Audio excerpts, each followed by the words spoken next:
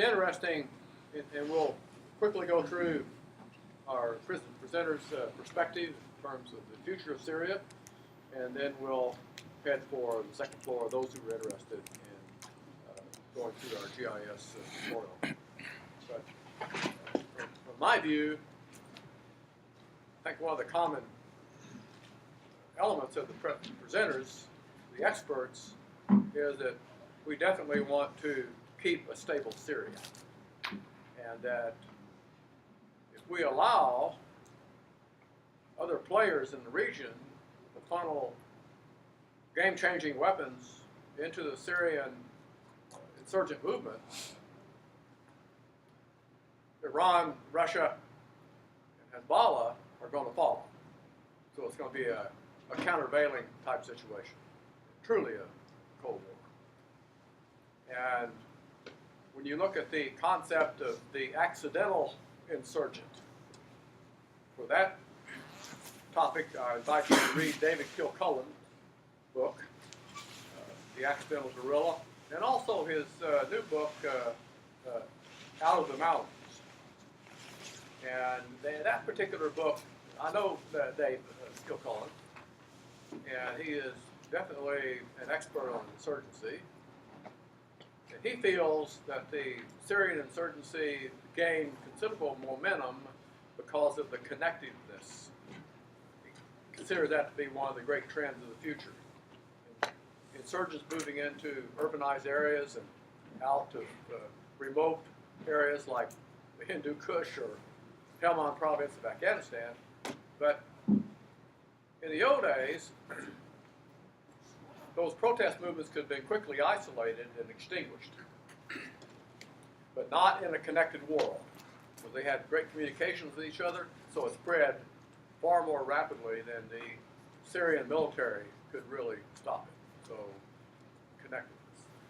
connectivity.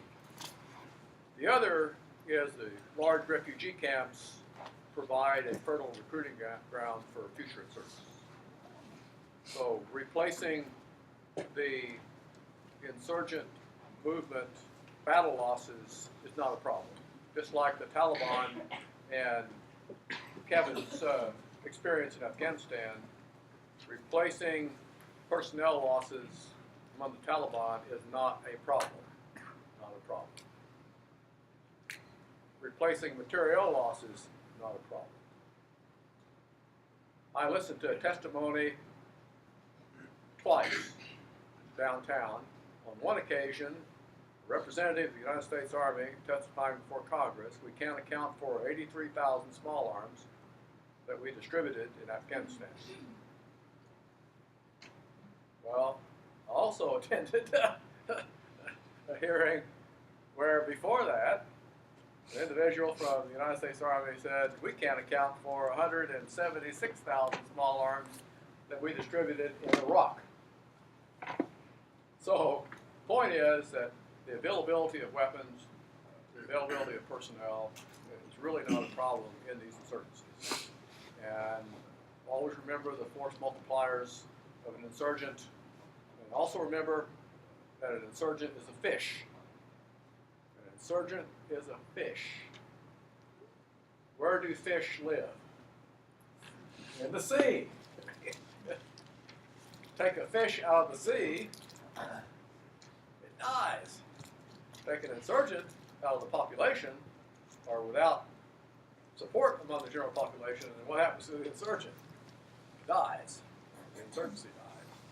So it's really very important that insurgents maintain relationships, good relationships with people that support them. So technology, we see that in Syria as a force multiplier. And we see technology as a potential game changer, especially with new weapons. Transnational support. The insurgency in Syria could not function without transnational support. What's the other? Media. Media is a major force multiplier for an insurgent. You see that at play. What's the fourth? That's right, very good. Religion, fourth major force multiplier.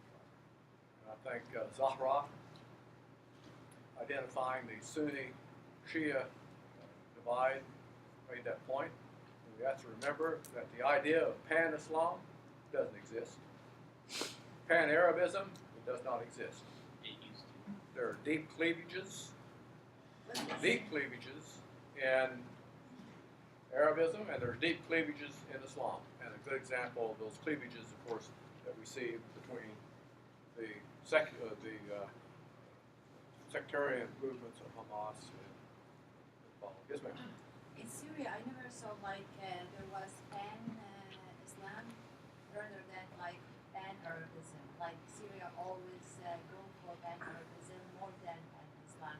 And the religion there wasn't an issue between the people. Might add that she is a graduate of the University of Damascus.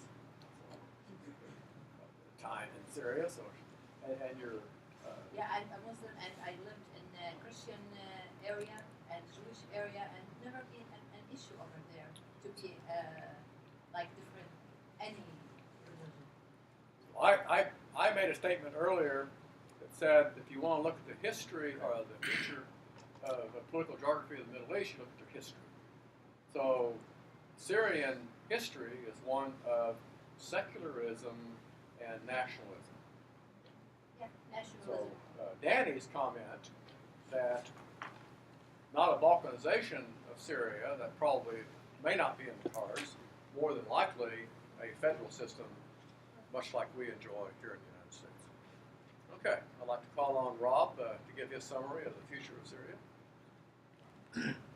Well, I talked a little bit about it. It's not very optimistic. I hate to say this, just because I think that there are two sides on this conflict that are just going to keep fighting. I think every war ends in some kind of a settlement. Otherwise they can just go on forever. So at some point there will be a settlement. And Lebanon had a civil war that lasted 15 years until finally it ended. And it's got a shaky sort of government arrangement that keeps everybody fighting each other. And I think at some point the same thing will happen in Syria. A confederate or a federated system seems to be one way. And I completely agree that Syria is more nationalist state. There is a place called Syria, Sham, which is a concept, unlike Iraq or some of the other places that are just sort of were put together by post-colonial, post-World War I powers. So there's a chance that Syria will come back as a country and put itself back together, but it's going to take a long time, and there's going to be a lot of bloodshed, I think, because these two sides, the hardcore of both sides are just not going to fight. Brett? Yes, I don't really have as much insight as some of the others do on both Syria, but I do think it is important that from a non-proliferation perspective, whether it's nuclear, chemical, or biological, that we don't create those regions of instability where, from a U.S. perspective, the terrorists can get their hands on that stuff, develop their operational plans, and technologies, U.S. and others more harm than they can do off to. So that's the real driving force. How long that's going to last?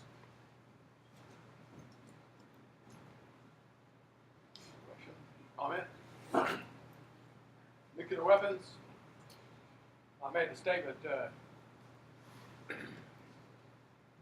Brent, that inside of Iran. Now, the reason why I know that I've been interacting with media and reporters who've been to Iran, been invited to Iran, and they've attended public meetings, they've talking to the intelligentsia and the economic and political elites, and so forth.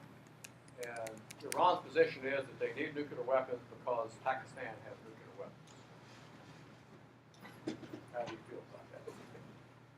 That's the great debate in Iran. We need nuclear weapons because Pakistan. And we have to be very worried about Pakistan or Russia. I think that's a publicly convenient argument. Okay. Not really without foundation. Yeah, A good example of Iran using the media if you look at the snowball or the popcorn effect of nuclear weapons, President Kennedy was really worried about in the 60s. It drove us to this non-proliferation regime. The way to think about things is we had them because we developed the Manhattan Project, and our nuclear weapons program during World War II was to beat the Germans to the bomb. We could not live with Germany outmatching us with that technology. That drove our entire program. We developed the bomb. Come to find out, the Germans had given up on it and had gone to other technologies for lots of military and economic reasons. But then Russia, we had it, and then it was Russia and us. Because Russia had it, China had to get it. India would say they got it because China had it. Pakistan will say they need it because India had it. North Korea, again, North Korea is kind of a unique thing. Yeah, China, Russia, but it's primarily us. They're trying to deter.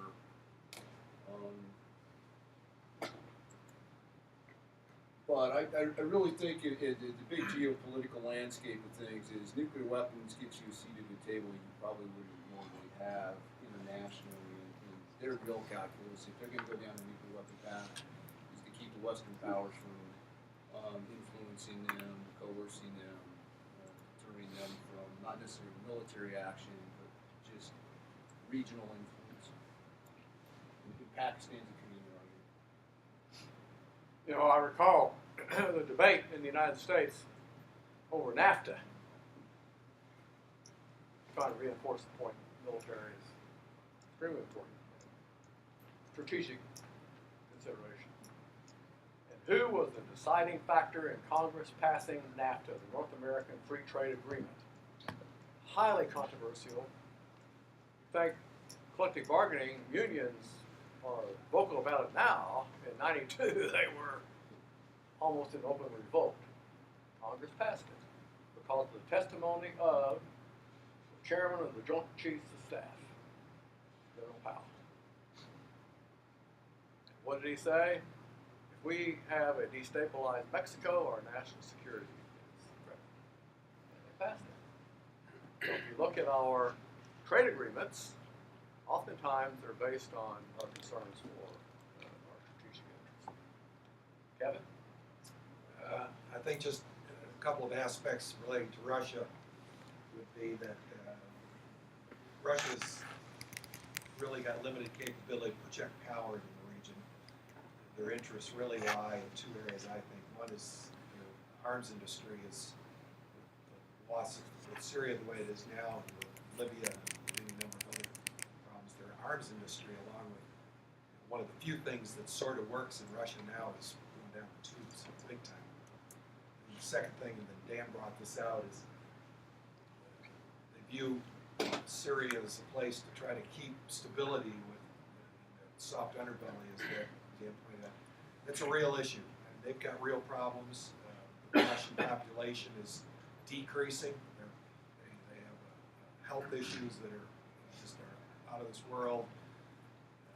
They're not reproducing in numbers. The only people within Russia that are reproducing in great numbers are Muslims for the most part. That's a big problem. They also face, of course, China. So they view it, I think, not for all of the big picture strategic issues. That isn't really what they're looking at Syria for. But they see a lot of other things that could come to bite them in the butt here if allowed to continue down that road. I think that's where their interests lie. And for the various movements that have been identified in presentations, if you want to know more about them, go to nctc.gov. We've looked at this in class. National Counterterrorism Center. There they have a very involved, in-depth profile of each of these. Dan? So the breakup of the Soviet Union was and remains extremely stressful to the Russians. They see their sphere of influence having shrunk considerably. Greater Russia, as they refer to it sometimes, when they don't think everyone in the West is listening, includes all of the former Tsarist Empire, and they'd like to see that restored. But if that's not possible, maintaining that zone of influence, that sphere of influence in Central Asia, protecting their territorial integrity on the periphery in the south especially, in the North Caucasus, is very important. They believe that, and have been for now nearly 20 years, that terrorism is a principal threat weakening their neighbors in their sphere of influence, and that it originates and is funded by Sunni Muslims, particularly in the Gulf. I saw a statistic that in the Soviet period, they spent roughly $1 billion a year on propaganda. But the same source said that Saudi Arabia was spending $2 billion a year advancing Islam in the former Soviet republics, defense of Central Asia, and then southern Russia. So the Soviets are quite, or the Russians are quite concerned, remain so about this. Johnson's Russia list is a summary of all the pertinent press out of the on the topics that are most interesting to Russia. Most Russian press is translated by Johnson on a daily basis. One of the truisms that he puts on his list is, we don't see things as they are, but as we are. And the Russians definitely are concerned with this erosion of their territory and want to see it restored. They look at things simplistically. I think still very much from a dialectic standpoint, and Sunni inspired militant Islam in their sphere of influences. They consider their greatest contemporary threat. Very good. Again, sectarian issues, Sunni versus Shiism in Central Asia, which of course is contiguous to our current area, Syria. By Central Asia, Kazakhstan, Kyrgyzstan, Tajikistan, Uzbekistan, and Turkmenistan. So those areas are becoming very important, and quite often Shia populations are present in those, and Sunni dominating next door. So Russia feels that it's a major threat. Look at this. Michael Hayden, General Hayden had a point to make. So let's just take a look at the changing political geography. Well, my students have seen this before. Interesting. At the bottom here will be the time period. Kingdom of Egypt, Hittite,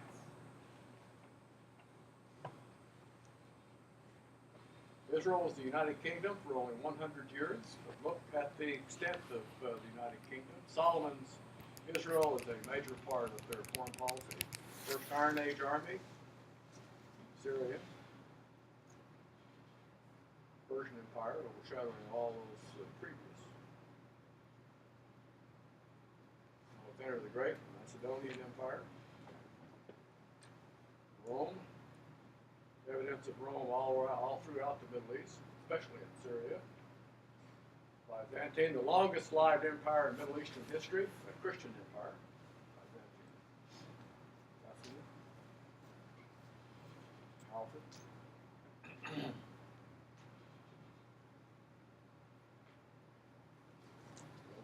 Precursor to the Ottoman. Edessa, Antioch, Jerusalem, and Tripoli, the Crusader kingdoms, Mahdi.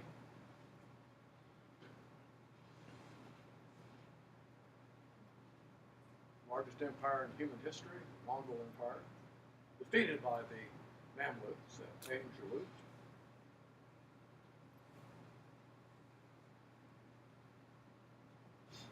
European colonialism, really established the political geography of the modern Middle East, which is very young political geography compared to our own. Israel.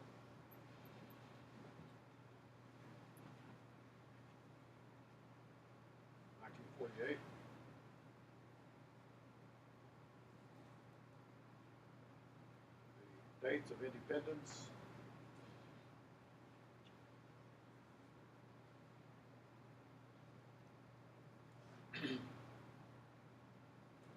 And they more or less sort of an exercise in GIS, the overlay of all of the empires. And each one of these empires has left its mark on the Middle East in terms of language, in terms of history, in terms of architecture, archaeology, and also, in some cases, institutions in the nation state. Thank you for coming, and we will now adjourn and proceed to the second floor.